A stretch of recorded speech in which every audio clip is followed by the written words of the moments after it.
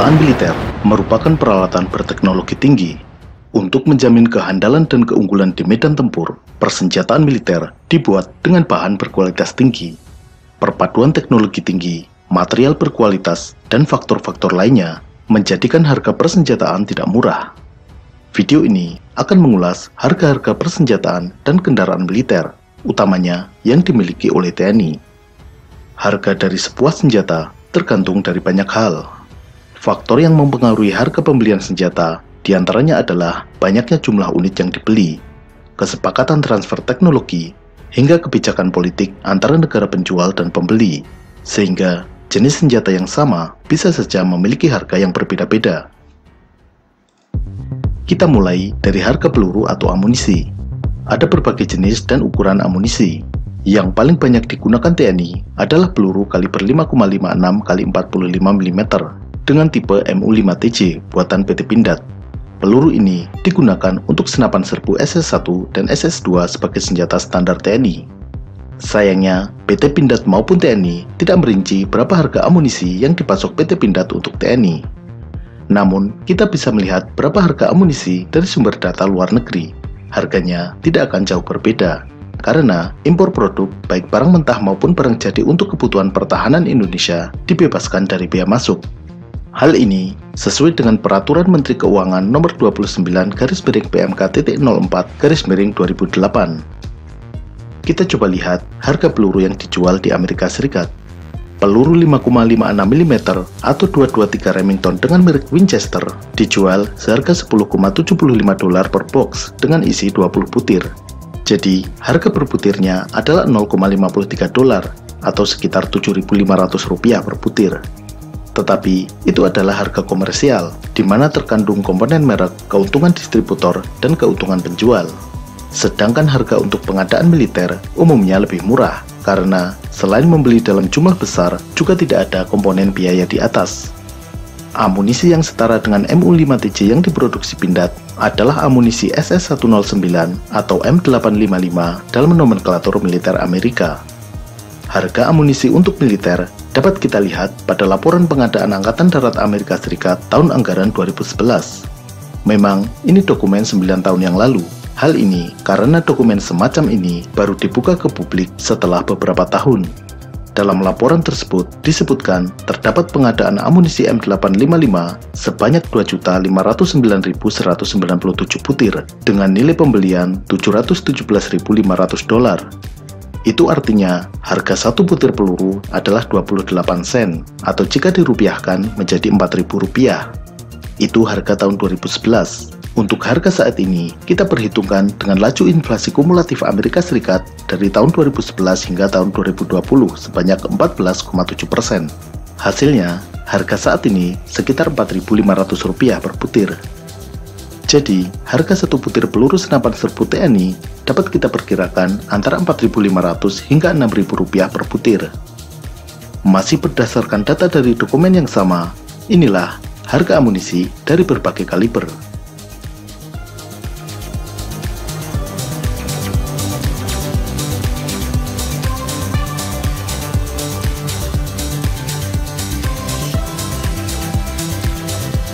Stop. Mari kita sejenak melihat lebih detail dari harga peluru mortir 60 mm ini.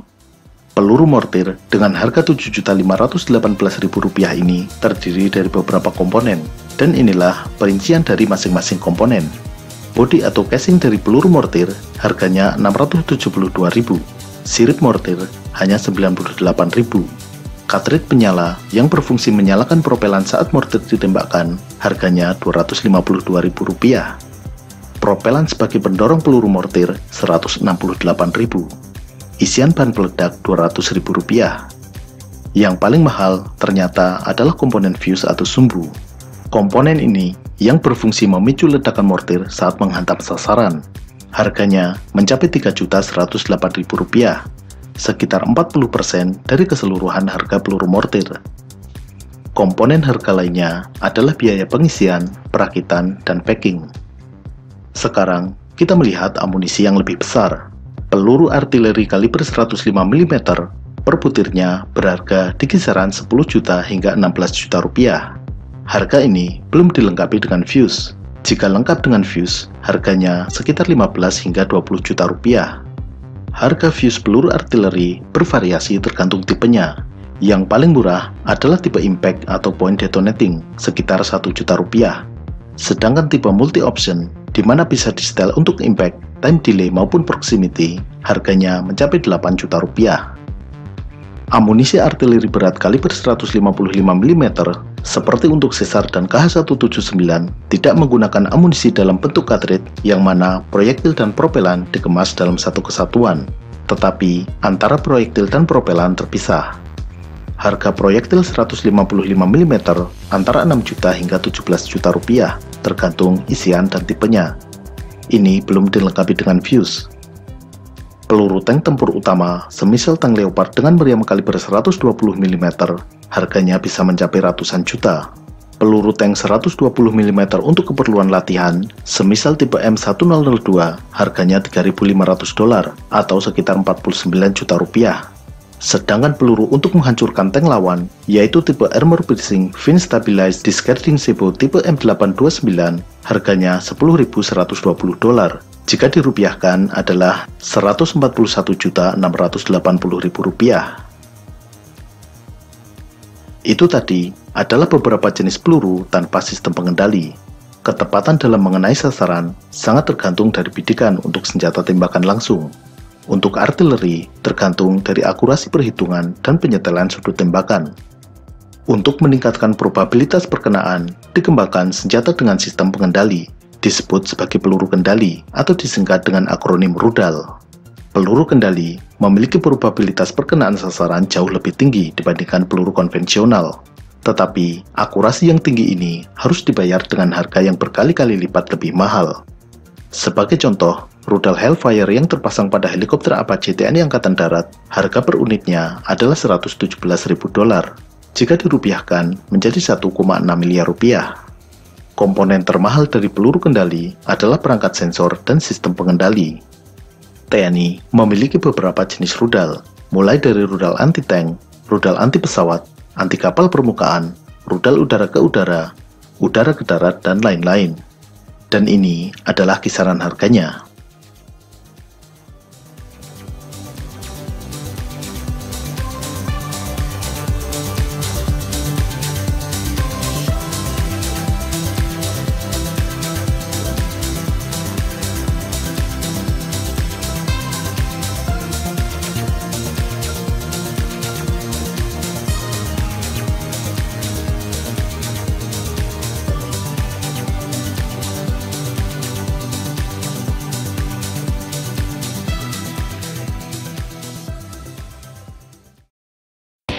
Berikutnya adalah senjata api untuk infanteri, yang meliputi pistol, submachine gun, senapan serbu, hingga senapan mesin. Harga senjata api semisal senapan serbu sangat bervariasi, dan perbedaan harga ini bisa sangat mencolok. Sebagai contoh, pada saat India melakukan tender untuk pengadaan senapan serbu, ISMAS, produsen senapan Kalashnikov dari Rusia, memberikan penawaran AK-103 dengan harga hanya $160 per pucuk. Itu artinya, harga senapan serbu AK-103 yang ditawarkan kepada India hanya Rp2.240.000. Sementara itu, pada tahun 2019, Norwegia membeli senapan serbu HK416 dari Jerman. Nilai kontraknya 22 juta euro atau $25 juta untuk 11.000 pucuk senjata. Jika dihitung, harga per pucuknya adalah 32 juta rupiah. Jadi, harga satu pucuk senapan serbu HK416 dapat digunakan untuk membeli 14 pucuk AK-103. Harga karabin M4 berdasarkan laporan anggaran Departemen Pertahanan Amerika tahun anggaran 2016 adalah $647 atau sekitar 9 juta rupiah.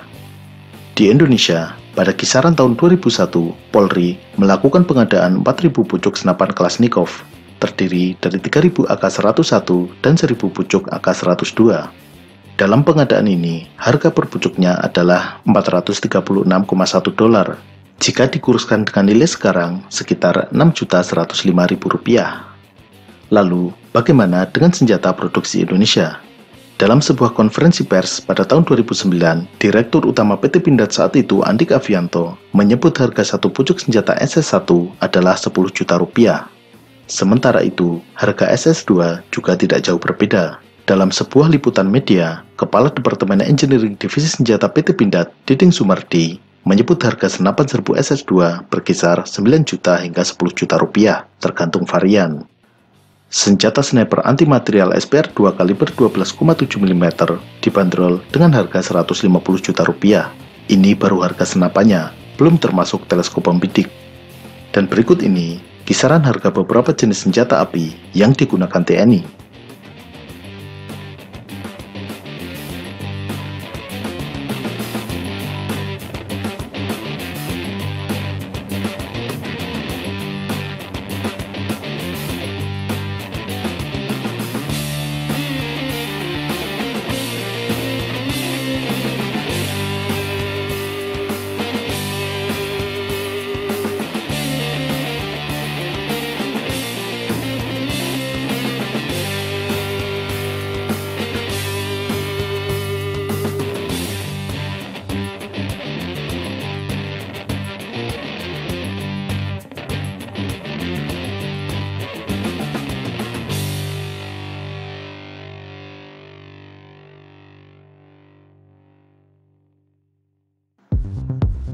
Kendaraan darat yang digunakan untuk militer terdiri dari berbagai jenis, mulai dari kendaraan lapis baja angkut personel atau APC, kendaraan tempur infanteri atau IFV, tank ringan, hingga tank tempur utama atau main battle tank.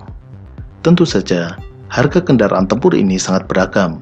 Bahkan, kendaraan tempur yang sama harganya bervariasi tergantung kelengkapan dan persenjataan yang terpasang. Selain itu, sebagian kendaraan tempur TNI dibeli bukan dalam kondisi baru, sehingga harganya tergantung dari usia, kondisi, dan program upgrade yang dijalani. Sebagai contoh, Indonesia membeli 103 tank Leopard dan 50 IFV Marder serta kendaraan pendukung dengan nilai total 280 juta dolar. Jika dirata-rata, harga satu unit tank Leopard antara 15 hingga 30 miliar rupiah. Padahal, harga tank Leopard terbaru adalah 12 juta dolar atau 168 miliar rupiah. Baru-baru ini, TNI memesan tank Harimau buatan PT Pindad. Nilai kontraknya adalah 135 juta dolar untuk 18 unit. Jadi, harga per unitnya 7,5 juta dolar atau 105 miliar rupiah. Harga ini memang tergolong mahal untuk kelas medium tank. Mahalnya harga ini karena masih dalam fase LRAP atau Low Rate Initial Production. Harga fase awal ketika kuantitas produksi masih sedikit. Jika kuantitas produksi sudah banyak, apalagi sudah dalam produksi massal, maka harga per unitnya akan jauh lebih murah. Berikut ini harga beberapa kendaraan tempur TNI. Selain kendaraan tempur, juga beberapa artileri yang dimiliki oleh TNI.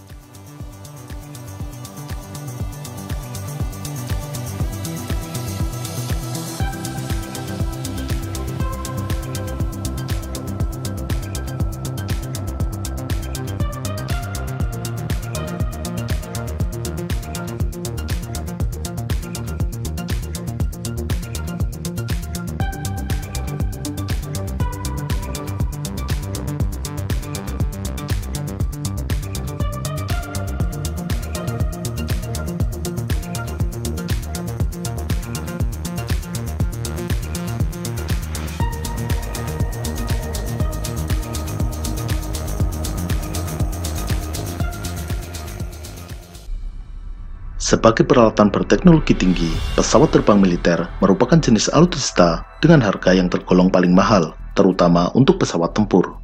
Lagi-lagi, harga pembelian pesawat tempur antara satu negara dengan yang lainnya bisa sangat berbeda. Perbedaan harga ini dipengaruhi oleh banyak hal, mulai dari mekanisme pembayaran, apakah cash, kredit, atau melalui mekanisme imbal beli perdagangan. Faktor berikutnya adalah jumlah pembelian. Sesuai dengan prinsip cheaper by the dozen, semakin banyak jumlah yang dibeli, maka akan semakin murah harga per unitnya.